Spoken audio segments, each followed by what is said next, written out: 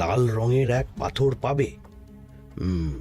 ভাটা হয়েছে, লাল রঙের পাথরের মাথায় চাপ দিয়ে গুহার মুখও খুলেছি।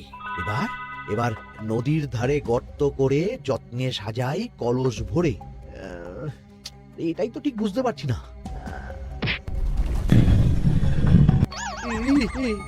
এই রে, এবার কি হবে? হ্যাঁ মহারাজ, কোথাও একটা আওয়াজ হলো। আওয়াজটা কোন দিক থেকে হলো? চলুন সামনে এগিয়ে যাই। আমার মনে হয় আওয়াজটা সামনের দিক থেকে এলো। আমারও তাই মনে হলো। তবে কি মন্ত্রী মশাই লাল পাথরের হদিশ পেয়ে গেছেন? আমাদের চোখে পড়লো না, অথচ মন্ত্রী মশাইয়ের চোখে পড়ে গেল। আসলে আমরা কথা বলতে বলতে গেছি, তাই নজরে পড়েনি। মন্ত্রী মশাই একা একা আমাদের পেছন পেছন আসছিলেন। উনি ইচ্ছে করেই আমাদের পেছনে পেছনে আসছিলেন। নিজে একা গুপ্তধন নিয়ে যেতে চেয়েছিলেন। এখন কোথায় আছেন কে জানে।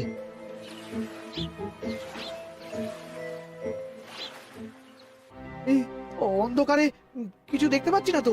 দাঁতাতে কি ছিল? হ্যাঁ কি ছিল?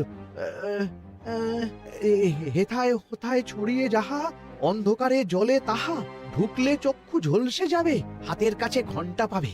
পেয়েছি পেয়েছি, ঘন্টা ঘন্টা ঘন্টাটা পেতে হবে। ঘন্টাটা ঘন্টাটা ঘন্টা। ভাটা হলেই দেখা যাবে লাল রঙের এক পাথর পাবে।